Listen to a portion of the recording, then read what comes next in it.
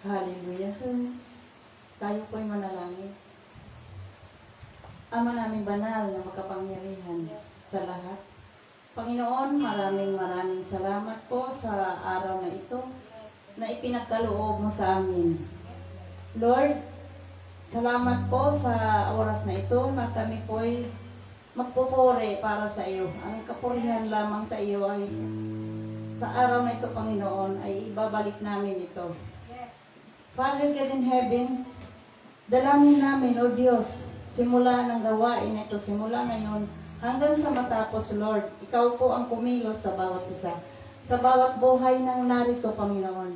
At kung sino pa, Panginoon, mga kapatiran namin na papunta rito, Panginoon, dalangin namin, O Diyos, magabayan, patnubayan mo sila upang makarating dito sa iyong sambahan.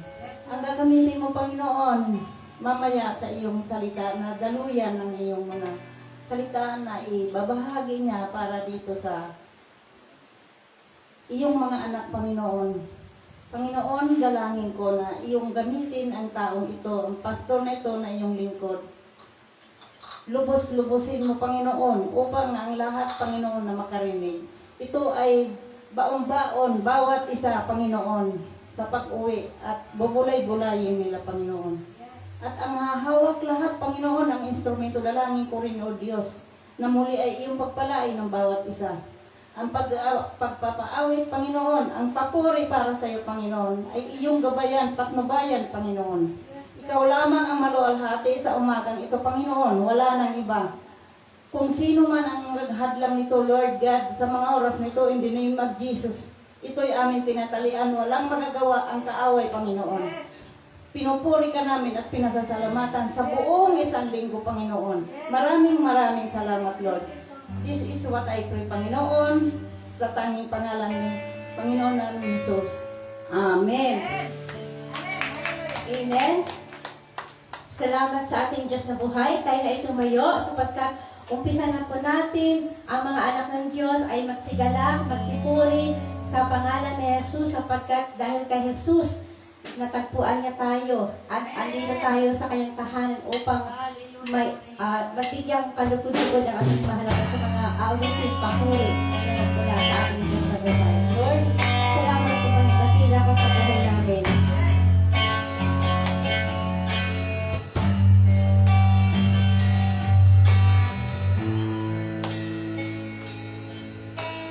Tingin mo ang aking hanap-hanap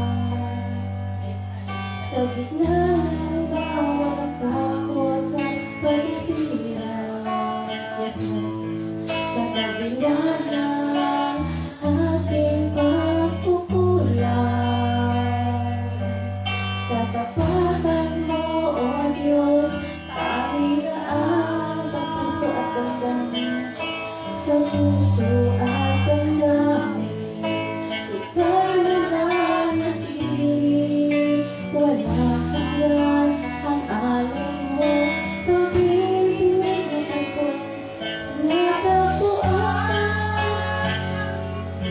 ang dakilan. Doon sa krus, ako'y iyong pinalaya, Jesus. Jesus, ako'y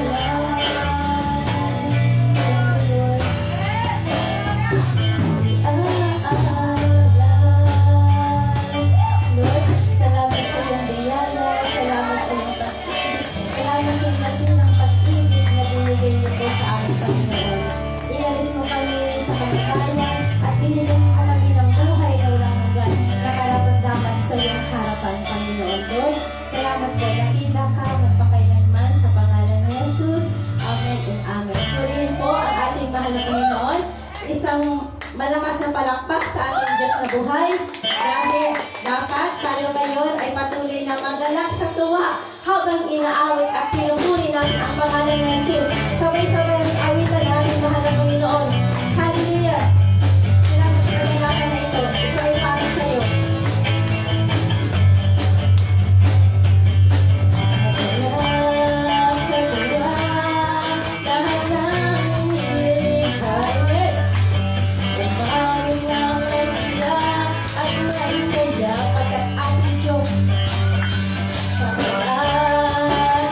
Diyos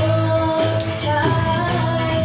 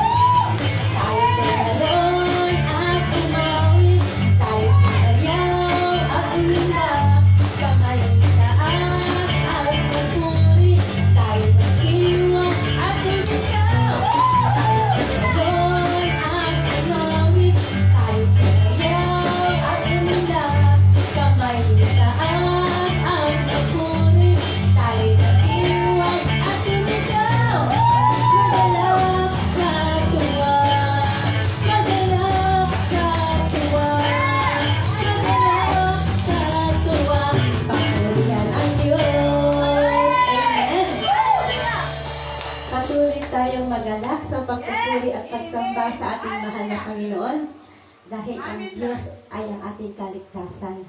Siya po ang buhay natin, kaya't karapat-dapat patuloy natin itaas ang pangalan ni Jesus. Siya ay buhay na patuloy na kumikilos bawat anak ng anak ng Panginoon. Hallelujah. Kung kailangan ang ating puso, ang ating buhay, iisa para sa ating Diyos.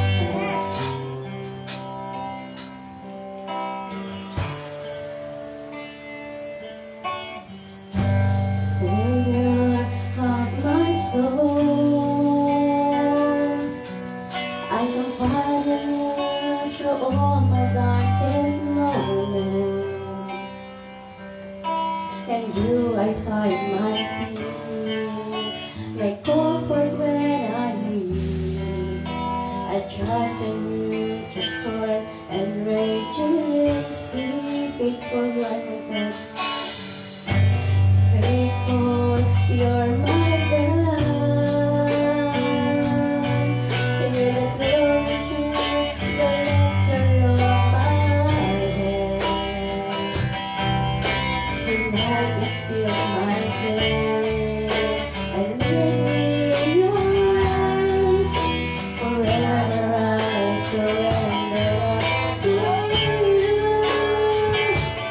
and I live to worship you. My Jesus, you're the only one.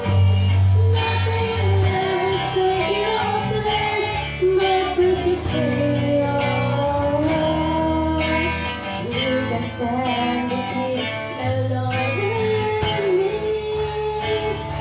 Lord, I live to honor you, and I long to be my God on earth. Take me higher, draw me deeper. I give it all to thee. You is Lord, Savior of my soul. Savior of my soul, I confide in you through all my darkest moments. And you I find my peace, my comfort when I'm weak. I trust in you to serve and receive. Faithful, you're my God. You're the glory and the lifter of my head. Your life has filled my day, and leads me in your ways. Forever I surrender to you, and I worship you, and I live to worship you. My Jesus, Lord, the only one.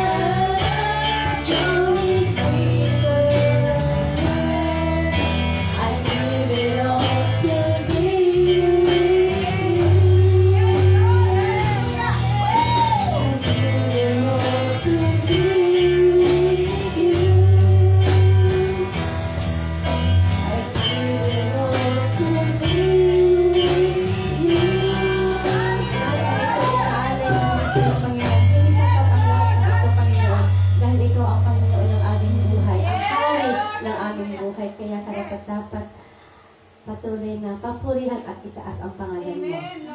Napakabuti mo, dakila ang buhay mo na binigay mo sa amin. Makapangyarihan ka sa lahat. Salamat, Panginoon.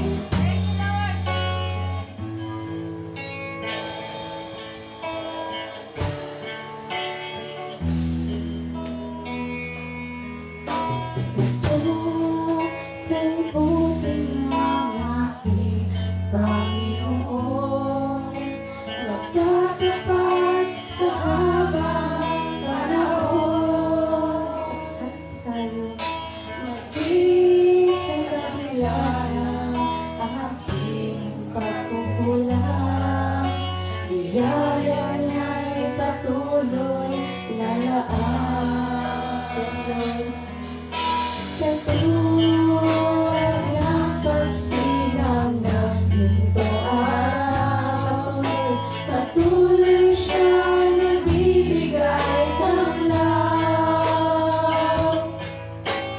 Kaya sa puso ko't damdamin,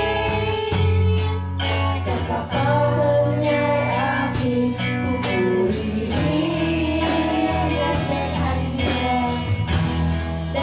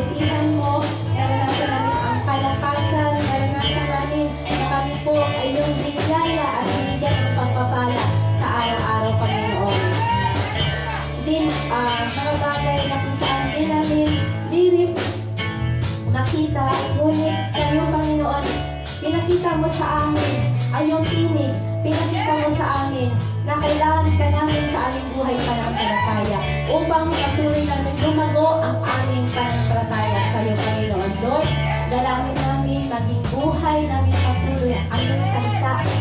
Ang iyong salita, nung una pa lang ay binigay mo sa aming Panginoon. At ito po ang aming pinanghawakan sa aming buhay. Dahil dito, nagkaroon kami ng kapayapaan. Dahil dito, nagkaroon kami ng tunay na katiyakan na kami po ay yung mga anak. Mga anak na patuloy na naglilingkod, mga anak na patuloy na sumusunod sa iyong kalooban, Panginoon. Lord, dalangin namin, hindi lang kami narito sa church ang patuloy na sumasamo, nagpapasalamat, at kung lahat ng mga anak ng Diyos na kanilang tahanan.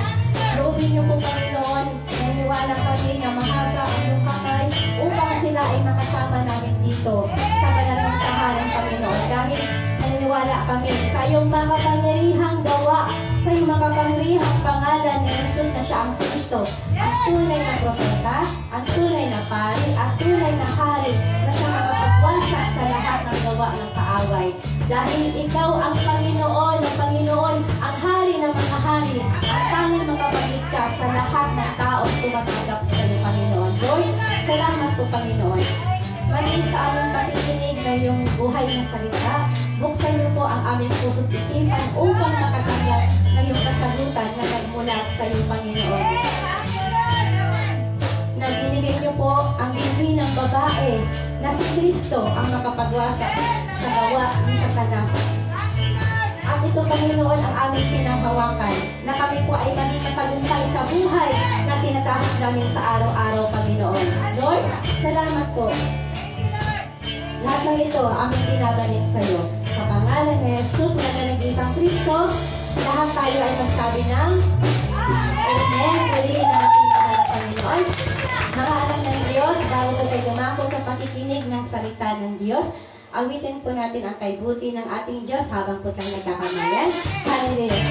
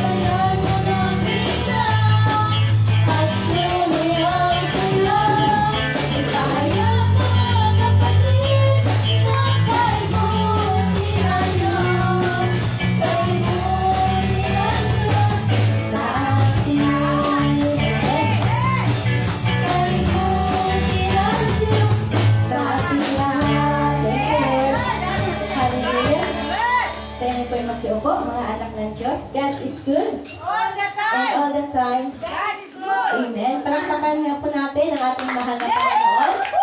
Dahil ang araw na ito, ang oras na ito ay nalaan natin sa ating Diyos na buhay. Kaya maging ang ating isip at puso dito lamang po nakatuon sa ating mahal na Panginoon. Dahil sabi nga, mula Lunes hanggang Sabado, magtrabaho tayo na magtrabaho, ngunit ang araw ng Linggo ay ilaan natin sa presensya ng ating Diyos na buhay. Amen. Dahil ito po ay binigay ng Diyos sa mga tao para ihanda natin ng ating puso, maging ang ating mga isip para sa pagkain ibibigay sa atin ng Diyos na buhay. Amen. Kumusta na po para tayo sa loob ng isang linggo? Patuloy na pinapalakas at pinapatatak ang buhay namin kay Kristo. Amen. Tubig po yan dahil nakita natin kung gaano makapangyarihan ng Diyos. Dahil kung wala ang Diyos, wala ka dito. Tama po ba? Amen. Kung wala ang Diyos, malamang nasa impyerno ka. Diba? Pero dahil pinuna pa lang nung sinapupunan pa lang tayo ng ating mga magulang, pinili na tayo. Katulad ni Jeremiah. Diba? Nung una pa lang, pinili na siya ng Panginoon para ipamahala sa kanya yung binigay sa kanya ng Panginoon. Kaya, maging ganun din tayo. Amen. Dahil dati, anak tayo ng Diablo, ngayon naging anak ng Diyos, dito tayo mas naging malinaw ang ating pagkakinlangan sa harapan ng Panginoon. Dahil meron tayong gagawin. Hindi lang tayo tagapakinig, hindi lang tayo tagaupo, bagkos ipahayag din natin sa iba na nangangailangan ng mabuting balita tungkol kay Kristo. Kaya sa oras na ito, nagaganap po ba na marinig muli ang mensahe ng Panginoon sa umagang ito? Amen. Amen. Dahil ako din po mismo ay patuloy nagpapasalamat sa Diyos dahil binigay niya sa atin yung buhay na ipabahagi sa atin yung Kristo na meron siya. Ibabahagi sa atin kung sino ba talaga ang Diyos sa buhay niya o ang Diyos sa buhay natin. Kaya, hindi ko na po palatagalin, tatawagin ko na po ang tagapaghayag ng mensahe ng ating mahal na Panginoon. Walang iba kundi si Pastor Ricky Maligon. Palakpakan po natin ang buhay ng Panginoon. Purihin ng Diyos. Hallelujah. Hallelujah. Okay. God bless sa bawat isa. Amen. Patuloy tayo magpasalamat sa Diyos na tayo ay nakakarating sa simbahan na may kalakasan. Tunay nga na kung wala tayong kalakasan na nagmumula sa Diyos, hindi tayo makakahakbang patungo sa simbahan. Amen. Amen. Hindi tayo makakahakbang papuntang simbahan. Pagka wala yung kalakasan ng ating Panginoon. Amen. Amen. So, handa na ba ang bawat isa? Amen. Sa pakinig ng salita ng Diyos? Amen. Okay, so mayroon tayong online. So, naka-online din tayo. At naka-live sa FB. So, sa mga hindi nakarating, I pray na mayroon din kayong kalakasan na makinig ng salita ng Diyos. Kahit sa online. Kasi mamaya, scroll up nyo na agad. Amen. So, tayo mag-umpisa. Tayo manalangin. Panginoon, maraming salamat o Diyos muli sa kalakasan ipinagkaloob mo sa bawat isa. Oras at panahon o Diyos na iyong pinagkaloob upang Panginoon, kami ay makapakinig ng iyong mabuting balita. Maraming salamat o Diyos. Dalangin namin ang pagkawasak ng gawa ng Diablo sa bawat isa, kadiliman na gawa ng Diablo sa pangalan ni Kristo Jesus, amin itong minawasak. Maraming salamat, Panginoon, sa kadawang-buhayan. Dalangin namin ng Diyos ang patuloy na pagkilos ng Banal na Espiritu Santo. Nang sa gayon ay patuloy namin na mapanghawakan ang iyong mga salita. At patuloy, Panginoon, maipahayag namin ito sa lahat ng iyong inihanda na makakatanggap ng kaligtasan sa pamamagitan ng aming pag-ibanghelyo.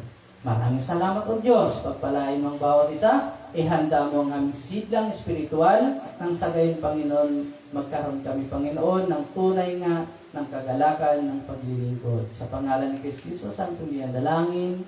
Amen.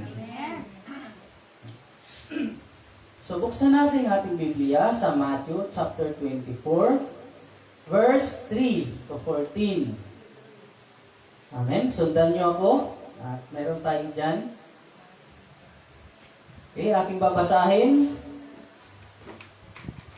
Samantalang siya'y nakaupo sa bundok ng Olibo, lumapit sa kanya ng sarilinan ang mga alagad na nagsasabi, sabihin mo sa amin kailan mangyayari ang mga bagay na ito at ano ang tanda ng iyong pagdating at ng katapusan ng panahon.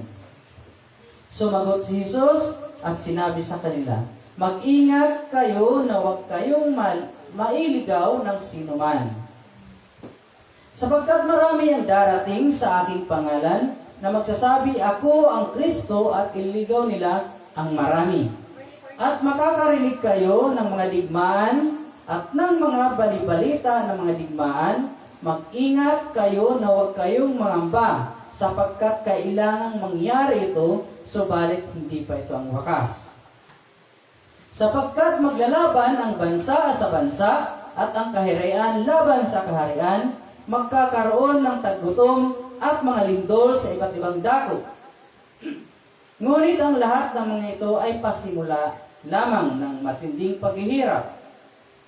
Pagkatapos ay ibibigay kayo sa kapighatian at kayo'y papatayin at kayo'y kapuputan ng lahat ng mga bansa dahil sa aking pangalan. Maraming tatalikod, magtadaksil at mapupuot sa isa't isa. Maraming bulaang propeta ang lilitaw at ililigaw nila ang marami. Dahil sa paglaganap ng kasamaan, ang pag-ibig ng marami ay lalamig. Subalit ang magtiis hanggang wakas ay siyang maliligtas. At ang magandang balitang ito ng kaharian ay ipapahayag sa buong daigdig bilang patotoo sa lahat ng mga bansa at pagkatapos ay darating ang wakas. Amen. Amen? Amen. May narinig ba kayong pagyaman dito? Ha? May narinig ba tayong kaginhawaan dito sa ating binasa? Wala. Puro paghihirap. Amen? Amen. Trahedya, sakuna, digmaan, yun yung ipinapahayag ni Jesus Christ. Sino nagsabi nito? Si Jesus Christ. Amen? Amen. Bakit tayo magtitiwala sa mga salita ni Jesus Christ? Dahil nung siya ay pumarito, ipinahayag niya ito. Amen. No? Kung hindi siya namatay at muling nabuhay, walang saysay ang kanyang salita. Amen. Amen? Walang saysay ito. Amen. Sabi nga ni Jesus Christ, may mga paparito na magsasabing ako ang Kristo, huwag muna kayo maniwala doon. Kahit magbigay siya ng mga tanda o mga himala bilang Kristo, huwag muna kayo maniwala sa ganun. Bakit? Ang Kristo kailangan mamatay at muling mabuhay. Amen. Amen? Amen. Kung kaya nung si Pedro, nung siya ay kinumprontan niya ang kanyang mga alagad, no, ni Jesus Christ. Sabi ni Jesus Christ, ano ba ako sa inyo? May mga nagsasabi ikaw si Elias, nagsasabi ikaw si Juan Bautista, may nagsasabi ikaw si Jeremias. Ano naman ako sa inyo? Sabi ni Jesus Christ. Ikaw ang Kristo, ang anak ng Diyos na buhay. Mapalad ka, Pedro. Mapalad ang bawat isa na nakakilala kay Jesus na siya yung Kristo. Amen. Ngunit, anong sabi ni Jesus Christ? Mahigpit niyang pinagbilin. Huwag niyong sasabihin na ako yung Kristo. Bakit? Kasi hindi pa nagaganap yung kanyang kamatayan at muling pagkabuhay. Huwag niyo munang sasabihin yan. Pagkatapos ng mga dapat niyang gampanan, kailangan yun na ang ating ipahayag. Ang Kristo. Amen. Ang Kristo pumarito para ibalik tayo sa Diyos. Amen. Namatay siya para maging banal ka sa harapan ng Diyos. Amen. Amen? Siya'y pumaroon sa langit na buhay muli para ano? Para bigyan diin na totoo ang iyong pananampalataya. Yan ang sinasabi ko kanina. Amen. Amen? Amen. Yan ang Kristo. Dahil sa huling panahon, maraming magsasabi, ako yung Kristo.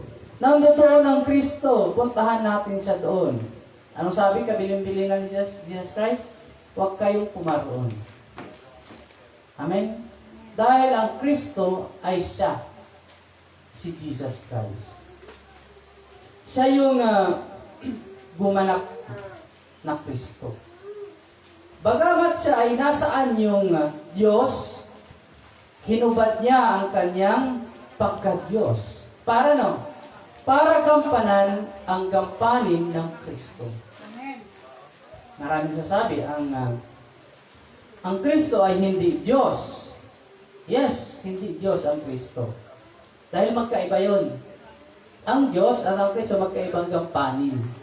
Kung kaya si Jesus Christ, kasi hindi mamamatay ang Diyos. Hindi mamamatay kailanman ang Diyos. Sinong namatay? Ang Kristo. Amen? Amen. Yun ang malinaw na mensahe. Ang Kristo ang namatay, hindi ang Diyos. Ngunit nung muli na siyang nabuhay, kinuha niya na naman ang kapangyarihan ng pagiging Diyos. Amen.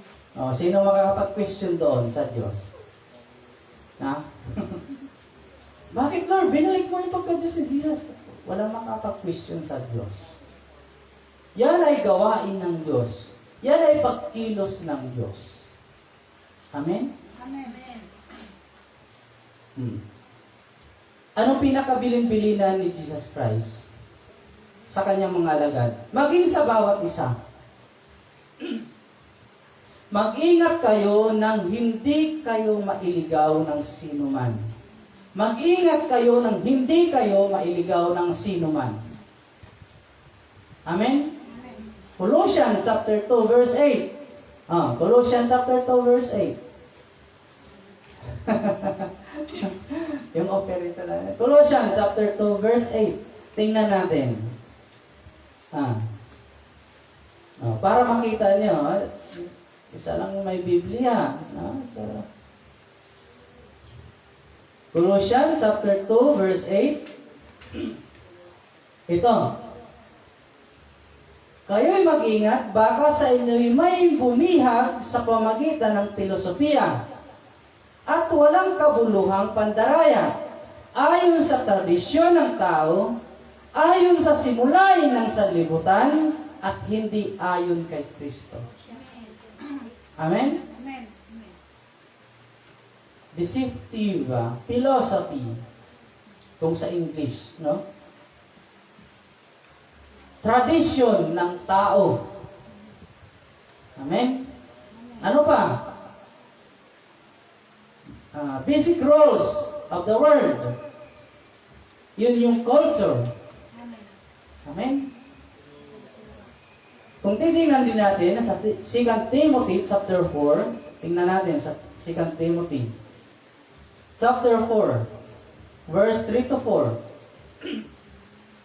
Sapagkat darating ang panahon na hindi nila matitiis ang wastong aral, kundi sa pagkakaroon nila ng makakating tainga at mag-iipon sila sa kanilang sarili ng mga gurong ayon sa kanilang sariling pagnanasa at tatalikod sa pakikinig sa katotohanan ang kanilang mga tainga at babaling sa mga kathang isip.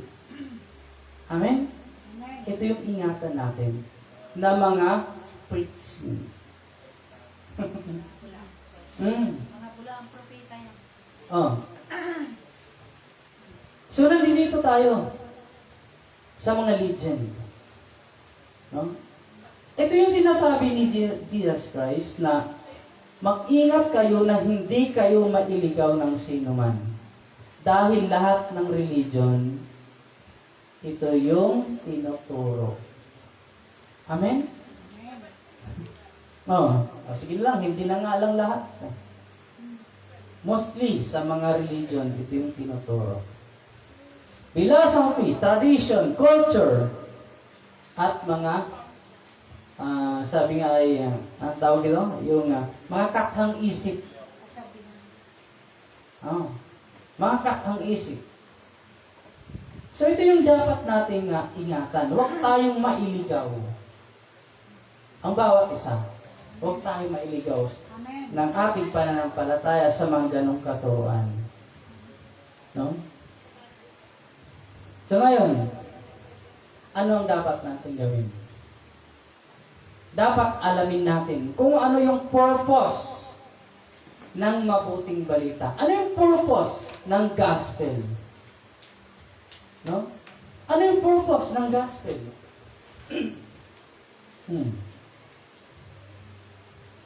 Sa ating sarili, no? Sa ating pananampalataya, kailangan natin alam yung purpose. Purpose natin, maging dito sa mundo. Nabuhay ba tayo dito sa mundo? Nag-birthday? Ano pa? Graduate?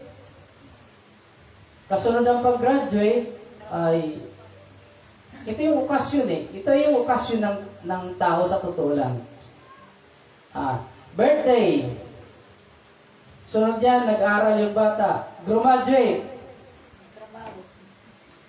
Nagtrabaho. Walang certificate yun eh. Ano ba? Di may certificate. Nag-asawa. Marriage certificate. Ano pang sunod? Yung mga award, no? Kung magaling ka sa trabaho, so may certificate. Ang next nun, anong kasunod? Ano yung last? Date certificate. Yan ang katotohanan. Amen? Yan ang katotohanan eh. Ilang certificate mayroon? Birth certificate. Graduate ka. School, diploma, certificate. Pagkatapos nun, nag-asawa ka. Marriage, certificate. And then, isama na natin yung pagtatrabaho mo. Kasi magaling ka sa trabaho, so may certificate. Best Employee of the Year. Next. Death certificate na. Yun ang totoo. Yung pinakahuli. So, anong purpose ng buhay? Nakita natin? Nakita nyo? Anong purpose ng buhay? Anong saysay ng buhay? Alam nga no, ang saysay ng buhay ko dito sa mundo. No? Nawalan tayo ng halaga.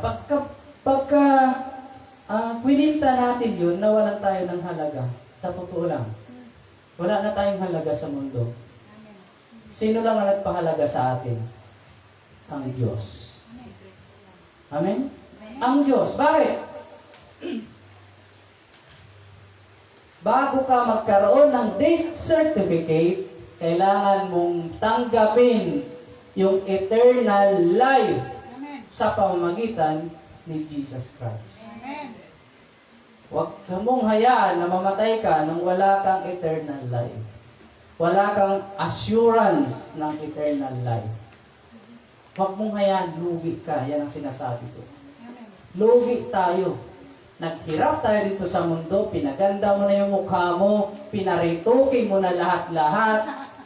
No? Pinaliguan mo pa ng gatas yung buong mong katawan, maging maayos lang. Nag-vitamins ka, nag-jogging ka pa ng ilang kilometro, tapos in the end, mamamatay ka pa din. Anong saysay?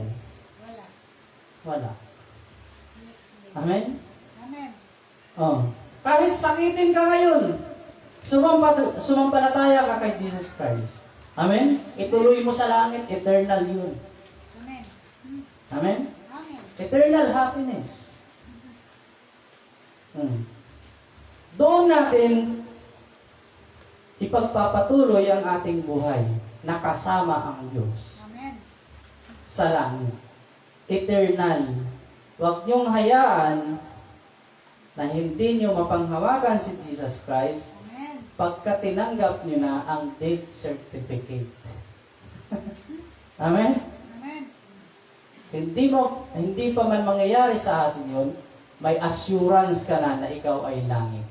Sa pamagitan ni Jesus Christ. Walang saysay, magpaganda, magparitoking, na patangos ng ilong, magpaganda ng dibdib, palaki ng puwet. Pagpaganda, di ba? Kasi gusto natin talaga maganda tayo. Maging pogi tayo. No? Maging healthy tayo. But in the end, wala din. Kasi lumilipas naman yung kagandahan kasi. No? Yung kakyutan, lumilipas naman talaga. Nung bata ka, cute na cute ka, no? Giliw na giliw sa'yo yung yung mga tao, nung mababot ka na, nagbinata ka na inis sa'yo na yung mga tao, no? Kasi ang kulit mo. No, lumilipas ang kakyutan, lumilipas ang kapugian, no? Kagandahan, lahat yun lumilipas. Ngunit ang hindi lumilipas, ang salita ng Diyos, si Kristo. Amen? So, anong purpose ng gospel sa atin? Sa bawat isa? Anong purpose? Give life. Para sa kaligtasan mo. Amen. Bakit ibinigay ng Diyos ang binhi ng babae? Yan ang dahilan para sa kaligtasan mo. Amen. Amen? Kahit ilang taon ka pa, anong taon ka pa, bawian ang buhay, ang mahalaga doon, tinanggap mo ang binhi ng babae, yun ay si Kristo, and then nagkaroon ka nito ng kaligtasan. Amen. Yan ang purpose. Hindi pumarito si Jesus Christ, hindi isinugo si Jesus Christ para maging mabait ka, para yumaman ka. Amen? Sinugo si Jesus Christ for your salvation. Amen. Yan ang malinaw na sinasabi ng Diyos sa'yo. Amen. Amen. Amen? Amen. Restoration of identity before God. Amen. Yan yung purpose ng gospel. Yan yung purpose ng mabuting balita. Amen. Pag sinabi mo ano yung mabuting balita, marami namang mabuting balita. Manalo ka sa loto, mabuting balita yun, pastor. Magkaroon ka ng house and lot, mabuting balita yun, pastor. No? Magkaroon ka ng magandang asawa, mabuting balita yun, pastor. Magkaroon ka ng gwapong asawa, mabuting balita yun, pastor. Amen? Magkaroon ka ng mga mababait na anak, mabuting balita yun, pastor. Amen. Amen. Pinagaling ka, mabuting balita din yun, pastor. Amen. Amen. Yun din yung isip ng lahat pagtungkol sa mabuting balita. Yun ba ang pinapahayag ng mga apostol? Hindi. Ano yung mabuting balita na ipinapahayag ng mga apostol, ng mga disciple? Ang kamatayan ni Jesus Christ. Amen. Amen. Yan yung mabuting balita. Amen. Amen? Yung muling pagkabuhay ni Jesus Christ, yan ang mabuting balita. Amen. Amen? Amen. Dahil maraming mabuting balita na hindi makakapagbigay sa iyo ng eternal life. Amen. Amen? Magkakaroon ka ng eternal life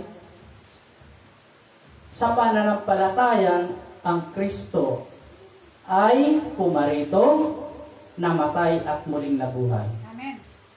Yan yung ebidensya mo. Amen? Walang ibang ebidensya. Walang ibang standard ang Diyos sa pananampalataya kundi kay Kristo lang. Amen. Sa pananampalataya mo kay Kristo, ikaw ay naging anak ng Diyos. Amen. Amen? Yung identity mo, ay yung pagkakilanlan mo sa harapan ng Diyos, ikaw ay naging anak ng Diyos. Amen. Napakahalagang mensahe na sinasabi ng Biblia. Amen. Ano pa? Restoration ng Kingdom of God. Yan yung purpose ng gospel. Amen. Ma-restore yung kaharian ng Diyos sa bawat isa. Dahil ang Kingdom of God na nasa tao, na nasa iyo, ay winasak ni Satanas. Amen? Amen. Yung image of God na ibinigay sa atin ng Diyos ay winasak ni Satanas. So anong nais ng Diyos? Tanggapin mo si Jesus Christ dahil si Jesus Christ, siya yung imahe ng Diyos na ibinigay sa atin. Amen. Amen? Yan yung purpose kung bakit isinilang, namatay at muling nabuhay si Jesus Christ. Yan yung purpose Amen. ng Diyos para sa atin. To restore His kingdom sa'yo. Di nyo ba alam na kayo ay templo ng Diyos? Ang banal na Espiritu ay nananahan sa inyo. Di nyo ba alam? Yun ang sabi ni Pablo. No? Kaya huwag niyong kakalimutan. Amen? Amen. To restore the kingdom of God. Anong sabi? Sa binasa natin, kanina, sa verse 14, pagka naipahayag na ang kaharian ng Diyos, and then, ang wakas, darating. Amen? Amen. Abutan ka dyan ng wakas, no? Lord, nabili ko na yung buong mundo. And then, ang wakas dumating. Anong saysay doon? Lord, ako yung pinakamayaman sa buong mundo. And then, ang wakas ay dumating. Anong saysay? Wala. Wala. Amen? Amen. Kahit ikaw pa yung pinakamayaman sa buong mundo, o kahit sa'yo na yung Jupiter, maging ang Pluto, no? Kasi meron ng nagmamayari ng Mercury. Di ba? Mercury drugs. Joke lang. No? So, kailangan na ma-restore yung kingdom of God sa atin. Ang paghaharap ng Diyos. Amen. Amen? Napakahalagang purpose. Ito yung purpose ng mabuting balita. Itong kadahilanan kung bakit tayo nagpapahayag ng salita ng Diyos. Amen? Pagka hindi mo alam yung purpose ng buhay mo, lagi kang mananalangin, Lord, ano yung kalooban mo sa akin? Lagi na lang ganun. Lord, ayaw mo yata na maging mayaman ako. Pray ka ngayon ng pray. No? Ng kayamanan ng mundo. Ngunit sinasabi dito sa ating binasa sa Matthew chapter 24, anong sinasabi doon? Puro kahirapan. Bansa sa bansa naglalaban. Kaharian laban sa kaharian. Ngayon, nagpaganda ka ng, sabi nga ng, may mansion ka sa isang bansa. Ngayon, nagkagulo, nagyera, tinamaan ng bomba yung bahay. Anong saysay? Wala na naman. No? So, wala tayong kasiguraduhan sa mundong ito. Ngunit sa kamay ng Panginoon, tayo ay mayroong kasiguraduhan. Amen? No. Dahil ang kahirapan ay mararanasan ng bawat henerasyon. Amen? Bawat henerasyon mararanasan ang kahirapan. Kahit nagpagal ka ngayon, no? At marami kang negosyo, marami kang pera, ipinamana mo yan sa mga anak mo. Kahit mayaman yung anak mo, kahit mayroon silang lahat ng bagay na yan, may experience pa rin nila yung kahirapan. Amen? Amen. May experience pa rin nila yan. Hindi natin mapiprevent yan. Ngunit sa pamagitan ng banal na espiritu, nalalabanan natin yung kahirapan. Kahit gaano kahirap ng buhay, nandoon pa rin yung kasiyahan sa paglilingkod. Amen? Amen. Napag-usapan nga namin kanina na delikado na ang kalagayan ng simbahan. Malapit na. No? Ngunit, kailangan natin itong maagapan. No? Dahil ito ay sabi nga itinayo ng Diyos para sa paglilingkod natin sa Kanya. No? Itinatag ng Diyos para sa paglilingkod natin sa Kanya. Amen. Amen? Anong purpose? Para sa salvation for the next generation. Amen. Para sa kaligtasan for the next generation. Ikaw ay ligtas na. Yes, paano naman yung anak mo? Paano naman yung next generation ng apo mo?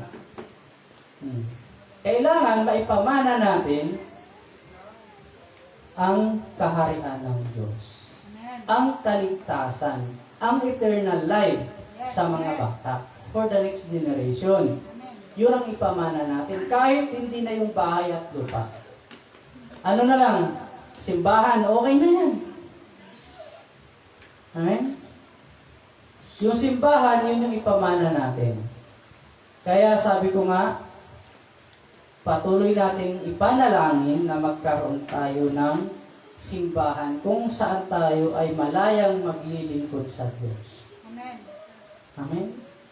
Start ngayon. Amen? Amen.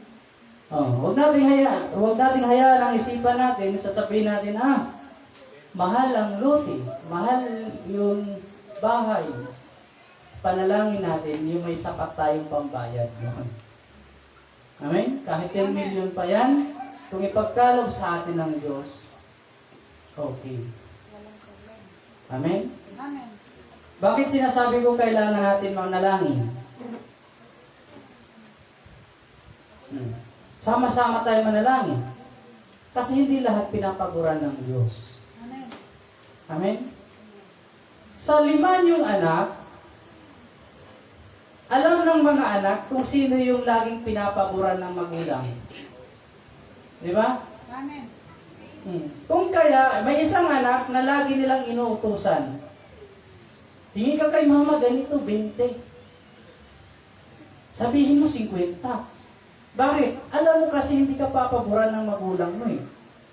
Kung kaya, kung sino yung laging pinapaboran ng magulang, yun yung inuutusan. Di ba? Sabihin mo kay mama, 100 yung ibigay sa'yo. Di ba? Totoo. Dahil hindi lahat ng mga anak nang hihingi. May isa dyan na palahingi. Amen. Yun yung laging pinapaboran. So sa mga anak ng Diyos, dito sa simbahan, sabi nga ni Pablo, magpanalanginan kayo. Kasi mayroon dyan, pinapaboran ng Diyos. Amen? Amen. So nanalangin. Sama-sama nanalangin. And then, pinaburan ng Diyos si Ladi. Anong pinanalangin ni Ladi? House and lot. Okay, good. No? Hindi lahat pinapaboran. No? Bakit? Nakadepende kasi sa pananampalataya. Amen? Amen. Ganon ang Diyos. No? Kahit gaano yan ka mahal, pagka may pabor ang Diyos sa'yo,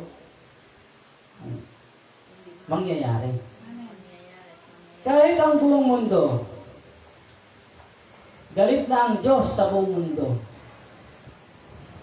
In favor kay Noah, niligtas niya pa rin ang sangkatauhan sa pamagitan ng kanyang mga anak. Amen. Amen? Amen. In favor kay Jonas, naligtas pa rin ang Nineveh. Amen. Amen? Amen. Ganon kahalaga yung panalangin ng mga anak ng Diyos. Amen. Ganon kahalaga ang pananampalataya ng mga anak ng Diyos. Amen? Amen. Dahil kung sarili lang natin, wala pa tayong katagumpayan. Amen? Amen. So, sa mga nanay, continue to pray para sa next generation. Continue. Dahil darating ang panahon, yung pananampalataya mo ay magbubunga yun sa iyong mga anak. Amen. So, dapat makita din yun ng mga anak. No? Naging ganito ako dahil sa pananampalataya ng aking magulang. Amen? Amen. Ipinamana sa iyo yung kaligtasan. Ipinamana sa iyo yung eternal life. Amen. Hindi yung pera. Hindi yung house and lot. Eternal life ang ipinamana sa iyo ng iyong magulang. Kahit nakikita natin mga magulang, naghihikahos, ngunit nandudo yung pananampalataya, yun yung the best na pamana sa iyo. Amen? Amen. Dahil pamanahan ka man ng mansyon, kung hindi yung pananampalataya, walang saysay. Para kang si Solomon. Minana mo yung kayamanan, and then hindi mo minana ang pananampalataya. Anong nangyari sa next generation after Solomon?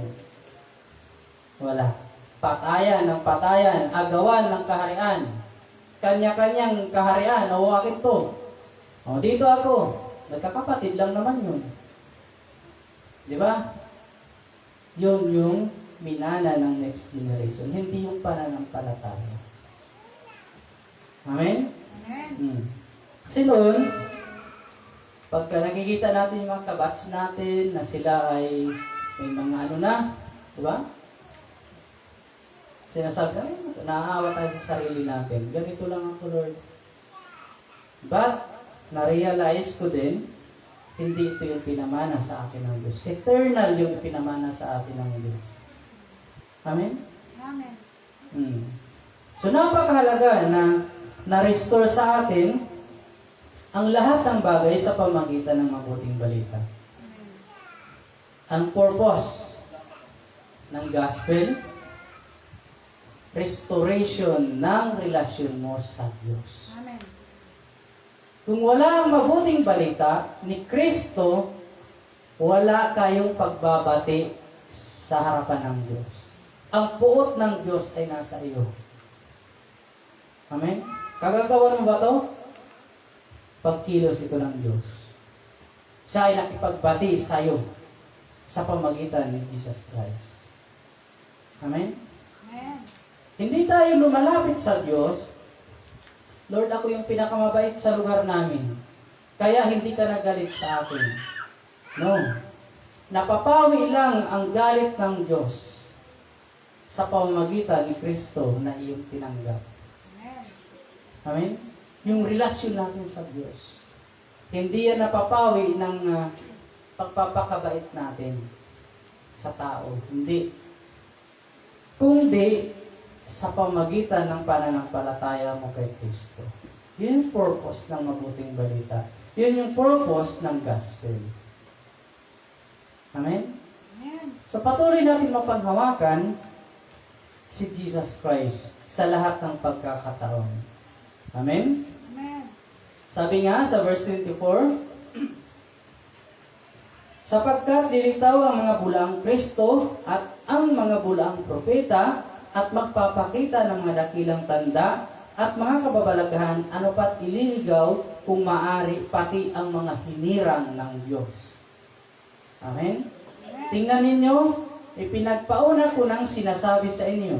Kaya kung sasabihin nila sa inyo, tingnan ninyo, siya'y nasa ilang, huwag kayong lumabas. Tingnan ninyo, siya'y nasa silid, huwag ninyong paniwalaan, sapagkat gaya ng kidlat na nanggagaling sa silangan at nagliliwanag hanggang sa kanluran, gayon din naman ang pagdating ng anak ng tao. Kung saan naroon ang mga bangkay, ay nandoon ang pagkakatipon ng mga punto. So, mahalaga, no, na malaman natin yung spiritual na realidad na nangyayari sa atin. Amen. So, patuloy natin mapanghawakan ang Kristo. No? Para hindi ma-dissolve yung natin, yung church natin, at hindi mawalang saysay ang pananampalataya ng ating mga naunang magulang. Amen? Amen. So let us pray. Panginoon, maraming salamat o Diyos sa pananampalatayang ipinagkaloob mo sa amin. Pananampalatayang si Jesus ang Kristo. At Panginoon, sa pamagitan nito ay kami ay naging anak mo o Diyos. Pagpalain mo, Panginoon, ang bawat isa. Pinapasalamat namin ang lahat ng bagay nito sa pangalan ng Kristo Jesus. Amen. Amen. Amen. Praise God.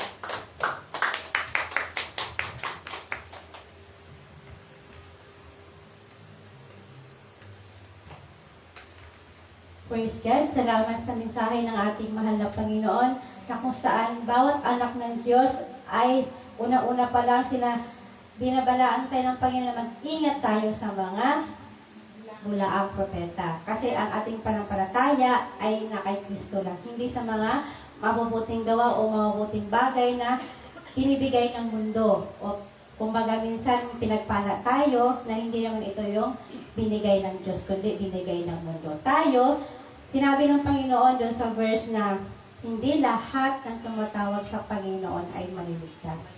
Diba? At higit sa lahat, dahil meron tayong nakilala natin ang tunay na Diyos, which is si Jesus Christ, maging malinaw sa atin kung ano ba tayo sa harapan ng Panginoon. Meron tayong pananampalataya, which is yung pananampalataya natin, ito yung ibinabahagi natin sa iba.